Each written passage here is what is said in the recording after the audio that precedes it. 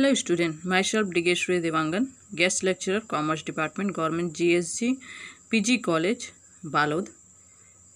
मेरा सब्जेक्ट है advertising and sales management, जिसमें यूनिट है 5th, जिसमें मेरा टॉपिक है सेल्स फोर्स मैनेजमेंट, विक्रय शक्ति प्रबंध। तो आइए अब हम डिस्कशन करते हैं कि विक्रय शक्ति प्रबंध क्या होता है ना। तो देखिए, किसी उपक्रम के, है ना, अगर हम इसका जो है एक इंट्रोडक्शन पढ़े तो सबसे पहले हम जान लेते हैं कि विक्रय शक्ति क्या होता है। ठीक है, तो किसी उपक्रम के विक्रय कार्य में कार्यरत कर्मचारी अर्थात विक्रयकर्ताओं, विक्रय प्रतिनिधि व पर्यवेक्षकों को सामूहिक रूप में विक्रय शक्ति कहा जाता है। अर्थात विक्रय विभाग में कार्यरत जनशक्ति विक्रय शक्ति कहलाती है। किसी भी व्यवसाय की सफलता जो है उसमें कार्यरत जनशक्ति पर निर्भर करती है। यदि इन जनशक्ति में सम्मिलित विक्रयकर्ता सच्चे एवं परिश्रम है तो एक बार तो गिरती हुई बिक्री को रोककर व्यवसाय को संजीवनी बूटी प्रदान कर सकते हैं। अतः विक्रय शक्ति प्रबंध प्रक्रिया में विक्रय शक्ति का नियोजन ऐसे ढंग से किया जाता है कि संस्था में योग्य एवं कुशल विक्रय शक्ति की प्राप्ति हो, उसका विकास तथा अनुरक्षण हो, उसको आवश्यक दिशा निर्देश मिलते रहे तथा उन पर आवश्यक नियंत्रण संभव हो। तो ये तो हो गया विक्रय शक्ति, है ना। तो विक्रय शक्ति किसे कहा जाता है? जनशक्ति को, लोगों के समूह को। क्योंकि सही है कि अगर किसी भी व्यवसाय में लोगों का समूह यानी संगठन नहीं होता है ना, तो वहाँ जो क्रियाएं हैं वो क्रियान्वित नहीं होता है, नहीं हो पाता है, और हम जो अपने उद्देश्य है उसको उसकी जो पूर्ति है वो हम नहीं कर पाते हैं। क्योंकि किसी भी व्यवसाय में जो उत्पत्ति के साधन हैं उसमें श्रमिक जो है श्रम सबसे ज़्यादा महत्वपूर्ण होता है। चूँकि हम विक्रय की बात कर रहे हैं, अब व्यवसाय में उत्पादन से लेकर जो है वस्तु का निर्माण हो गया, अब उसको बेचना कैसे है ना। तो बेचने के लिए बहुत सारे जो है माध्यमों का, जैसे विज्ञापन का जो है सहारा लेना पड़ता है, ताकि हम वस्तुओं को क्या कर सके, उपभोक्ता तक पहुंचा सके और अपनी वस्तु क्या कर सके, बेच सके और लाभ में वृद्धि कर सके। तो जनशक्ति हमारा क्या होता है? विक्रय शक्ति। अब विक्रय शक्ति का प्रबंध किस प्रकार करते हैं, है ना। तो देखते हैं किस प्रकार विक्रय शक्ति का प्रबंध करते हैं।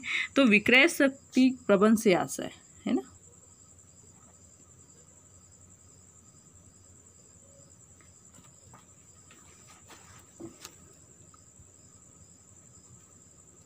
विक्रय शक्ति प्रबंध से आशय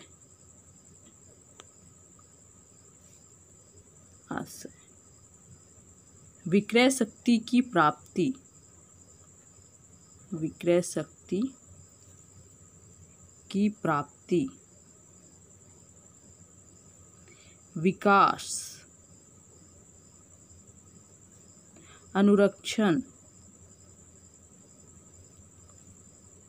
निर्देशन व नियंत्रण से है। विक्रय शक्ति की प्राप्ति, विक्रय शक्ति प्राप्ति से आशय विक्रयकर्ताओं, विक्रयकर्ताओं की भर्ती, चयन, नियुक्ति व पद स्थापन से है।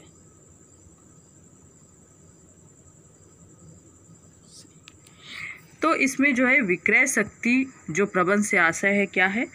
विक्रय शक्ति की प्राप्ति, विकास, अनुरक्षण, निर्देशन व नियंत्रण से है। अगर दूसरे शब्द में बात करें तो विक्रय शक्ति से जो है आशय, प्राप्ति से आशय है ना। अब विक्रय शक्ति प्राप्ति से आशय क्या है? विक्रयकर्ताओं की भर्ती, चयन, नियुक्ति और पद स्थापना से है। क्योंकि हमें किसी भी कार्य को करने के लिए एक जनशक्ति की आवश्यकता है, और जनशक्ति हमें कहाँ से मिलेगा? जब हम उनकी भर्ती करेंगे, है ना। चयन करेंगे, फिर उसकी नियुक्ति करेंगे और उसकी पदस्थापना करेंगे। तो ये क्या कहलाता है? विक्रय शक्ति प्रबंध, जनशक्ति का प्रबंध। इस प्रकार जो है एक विक्रय विभाग जो है प्रबंध में या विक्रय विभाग में है ना, इस प्रकार का प्रबंध किया जाता है, जिसमें जो है जनशक्ति की भर्ती की जाती है पहले, है ना, फिर उसके बाद उसका चयन किया जाता है कि जो इसके योग्य है, कि योग्यता निर्धारित होती है, उसके आधार पर फिर उसका चयन होता है, फिर उसके बाद चयन के बाद नियुक्ति होती है, फिर उसको प्रशिक्षण दिया जाता है, फिर उसका पदस्थापन किया जाता है। तो इनका जो पूर्ववर्ती कार्य विक्रय शक्ति नियोजन भी विक्रय शक्ति प्रबंध का ही क्या होता है? एक अंग होता है। विक्रय शक्ति के विकास का अर्थ है इन्हें प्रशिक्षण देना तथा उनके वैयक्तिक विकास का कार्य करना। नियोजित विक्रय शक्ति के पारिश्रमिक, प्रशासन, पदोन्नति, स्थानांतरण, कल्याण व सामाजिक सुरक्षा आदि की व्यवस्था करना उसका अनुरक्षण कहलाता है, ताकि वे उपक्रम को छोड़कर ना जाए, वह पूरी निष्ठा से क्या करे? कार्य करे। विक्रय शक्ति को कार्य का आवंटन, मार्गदर्शन, अभिप्रेरण व नेतृत्व प्रदान करता है। ठीक है, विक्रय शक्ति क्या करता है? जो कार्य का आवंटन है, मार्गदर्शन है, अभिप्रेरण, नेतृत्व प्रदान करना विक्रय शक्ति का क्या है? निर्देशन है, जिससे विक्रय शक्ति विक्रय लक्ष्यों की प्राप्ति की ओर पूर्ण निष्ठा से क्या होता है? अग्रसित हो सके। विक्रय शक्ति नियंत्रण का अर्थ है विक्रय शक्ति के कार्य निष्पत्ति का नियमित मूल्यांकन, निश्चित प्रमापों से तुलना तथा प्रमापों से विचलन पाए जाने की दशा में सुधारात्मक उपाय करना है। विक्रय शक्ति प्रबंध से हमारा आशय है किसी व्यावसायिक इकाई के विक्रय भाग की सेवी वर्गीय क्रियाओं के नियोजन, निर्देशन व नियंत्रण करना, जिसके अंतर्गत विक्रय शक्ति की भर्ती, चयन, प्रशिक्षण, परिचय, कार्य सौंपना, पर्यवेक्षण, पारिश्रमिक, अभिप्रेरणा और मूल्यांकन एवं नियंत्रण शामिल होता है। अब देखिए हम विक्रय व शक्ति प्रबंध में शामिल जो क्रियाएं हैं उस पर डिस्कशन करेंगे। तो विक्रय शक्ति प्रबंध कार्य विश्लेषण संपूर्ण कार्य विवरण व अर्थपूर्ण कार्य विशिष्ट विवरण पर निर्भर होती है। कार्य विश्लेषण जो है, कार्य विश्लेषण, कार्य वितरण व कार्य विशिष्ट वितरण विक्रय शक्ति प्रबंध की विभिन्न क्रियाओं को प्रभावित करता है। ये विश्लेषण एवं वितरण विक्रय शक्ति की भर्ती, चयन, प्रशिक्षण, पारिश्रमिक, अभिप्रेरण एवं निष्पादन मूल्यांकन को प्रभावित करता है। विक्रय शक्ति में शामिल क्रियाओं को निम्न चार्ट से दर्शाया गया है। तो सबसे पहले है कार्य विश्लेषण।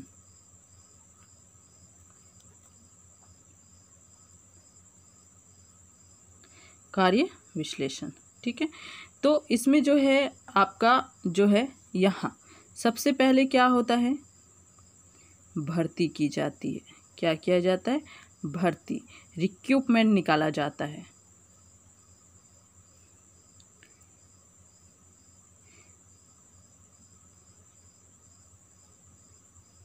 ठीक है, फिर उसके बाद दूसरा उसका सिलेक्शन किया जाता है, चुनाव।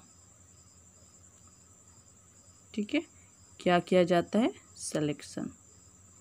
फिर उसके बाद क्या किया जाता है? प्रशिक्षण एवं पर्यवेक्षण। प्रशिक्षण एवं पर्यवेक्षण।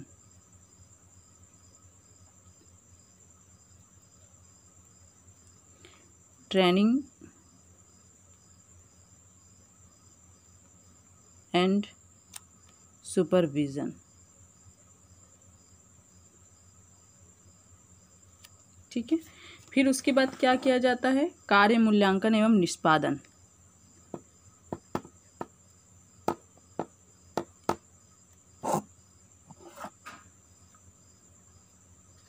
कार्य मूल्यांकन एवं निष्पादन।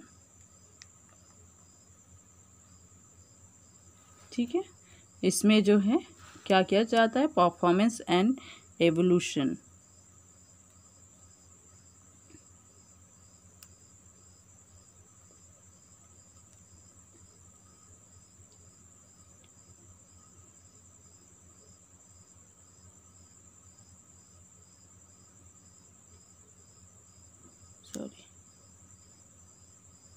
जो है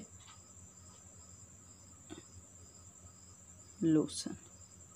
ठीक है, फिर उसके बाद क्या किया जाता है, पारिश्रमिक सेवाएं।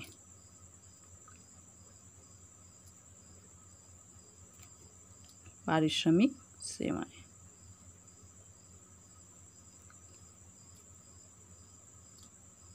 कार्यक्रम।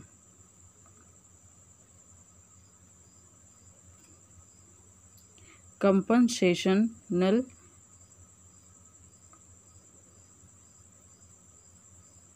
सेशनल एंड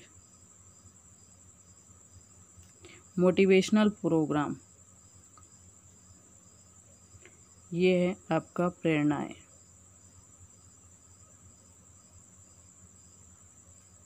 मोटिवेशनल,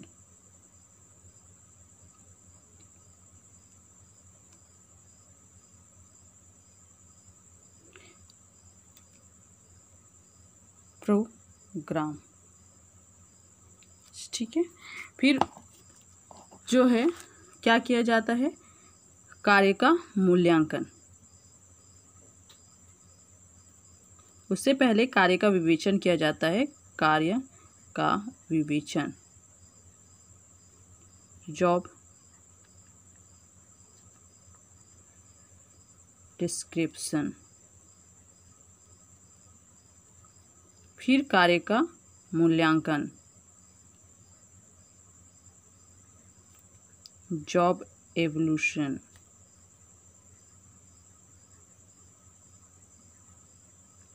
ठीक है, फिर कार्य का जो है स्पेसिफाइड, कार्य निर्दिष्टता।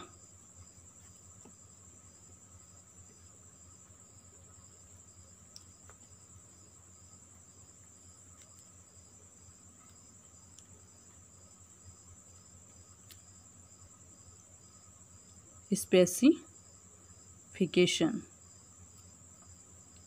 फिर कार्य का विश्लेषण, जॉब एनालिसिस। तो इस प्रकार से जो है ये क्रियाएं की जाती। तो इसके अंतर्गत सबसे पहले भर्ती प्रक्रिया होती है विक्रय शक्ति प्रबंध के अंतर्गत, फिर उसका चुनाव होता है, फिर उसको प्रशिक्षण दिया जाता है, उसका पर्यवेक्षण किया जाता है, फिर उनके जो है कार्य का मूल्यांकन और निष्पादन पर ध्यान दिया जाता है, फिर पारिश्रमिक सेवाएं निर्धारित की जाती हैं, है ना, फिर कार्यों का विवेचना की जाती है, फिर स्पेसिफाई किया जाता है, कार्य का मूल्यांकन किया जाता है, फिर उसका विश्लेषण किया जाता है। ठीक है, अब हम डिस्कशन करेंगे विक्रय कार्य, है ना, या विक्रय शक्ति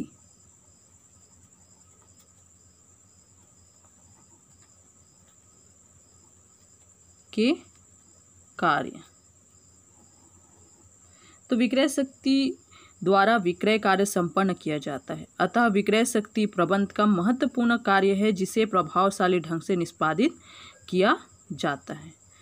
विक्रय कार्य में दक्षता लाई जाती है। विक्रय प्रबंध का दायित्व विक्रय लक्ष्यों की प्राप्ति है, अतः इस दायित्व की पूर्ति में सहयोगी विक्रय शक्ति का प्रबंध सामान्यतः विक्रय प्रबंध का सौंपा जाता है, परंतु वास्तव में कार्मिकों की प्राप्ति, विकास व अनुरक्षण कर्मचारी विभाग के कार्य होने के कारण सेवी वर्गीय प्रबंध के कार्य क्षेत्र कहलाते हैं। यदि विक्रय विभाग स्वयं इस कार्यों का निष्पादन करता है तो यह सेवी वर्गीय प्रबंध का विक्रय प्रकार्य में प्रशिक्षण या विस्तार माना जाता है। विक्रय प्रबंधक को विक्रय शक्ति के संबंध में इन सभी कार्यों को निष्पादित करना पड़ता है, जिसका विवरण निम्न प्रकार है, अर्थात विक्रय शक्ति के कार्य। तो सबसे पहले विक्रय शक्ति का कार्य है विक्रय शक्ति का नियोजन।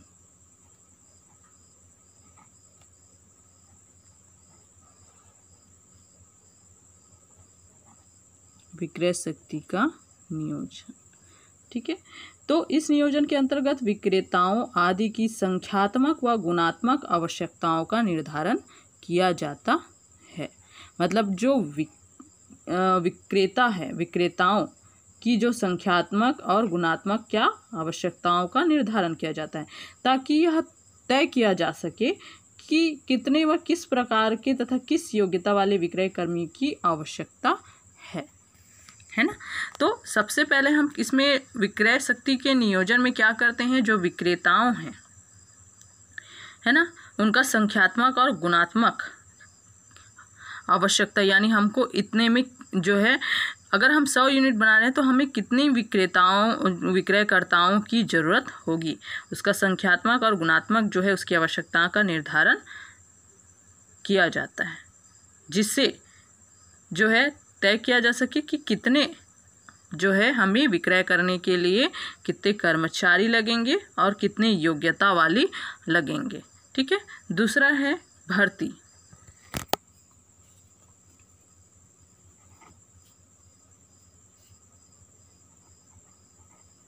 भर्ती तो भर्ती का अर्थ रिक्त पदों हेतु अधिक से अधिक संख्या में वांछित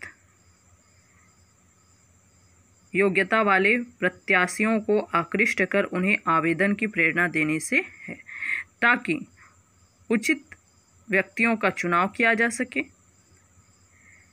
ठीक है। तीसरा है चुनाव व चयन।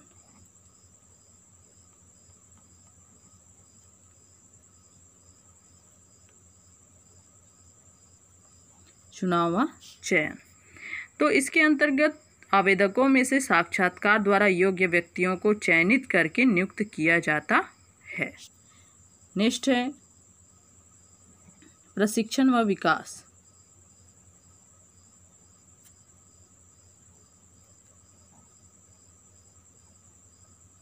प्रशिक्षण व विकास, जिन व्यक्तियों का चुनाव किया जाता है उनको काम पर भेजने से पहले प्रशिक्षण की व्यवस्था किया जाता है। नेक्स्ट है पारिश्रमिक प्रशासन। पारिश्रमिक प्रशासन, कल्याण व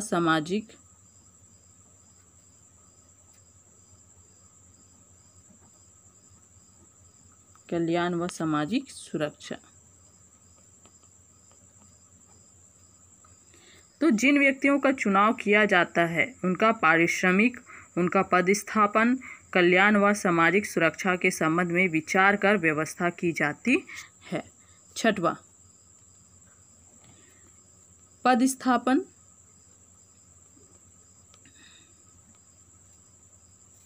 स्थानांतरण,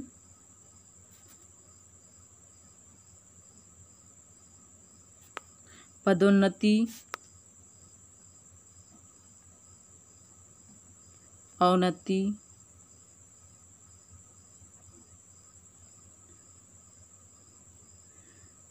प्रतिनियुक्ति, छुट्टियों का अभिलेख,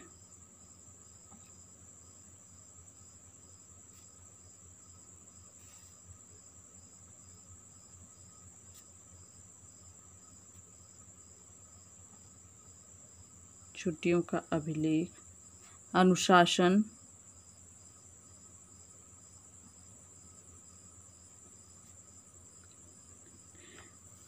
परिवाद निवारण अभिप्रेरण,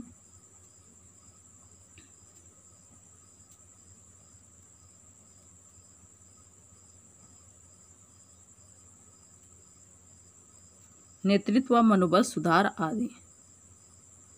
नेतृत्व, मनोबल सुधार आदि। तो ये जो है प्रबंध विक्रय शक्ति के प्रबंध के कार्य। तो इसमें सबसे पहले क्या तैयार किया जाता है? योजना। विक्रय शक्ति के लिए क्या बनाया जाता है? योजना बनाई जाती है कि हमें कितने लोगों की, यानी कितने जो है कर्मचारियों की आवश्यकता है विक्रय कार्य करने के लिए, है ना। फिर जो है यह तय किया जाता है कि कितने लोगों को लेना है, उसकी योग्यता क्या है। फिर क्या है? भर्ती। ठीक है। फिर उसके बाद जो है एक रिक्रूटमेंट निकाला जाता है, भर्ती प्रक्रिया होती है जिसमें योग्यता जो है निर्धारित होती है। फिर चुनाव होता है ना। योग्यता के अकॉर्डिंग अगर व्यक्ति है तो फिर उसका जो है चुनाव चयन होता है। फिर उसको बाद उसको प्रशिक्षण दिया जाता है।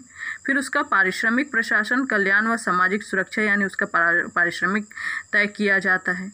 फिर उसके बाद उसके काम को देखते हुए पदस्थापना, स्थानांतरण, पदोन्नति, अवनति, प्रतियुक्ति, छुट्टियों का अभिलेख, अनुशासन, परिवाद निवारण, अभिप्रेरण, नेतृत्व, मनोबल सुधार आदि सब कार्य किए जाते हैं। Thank you.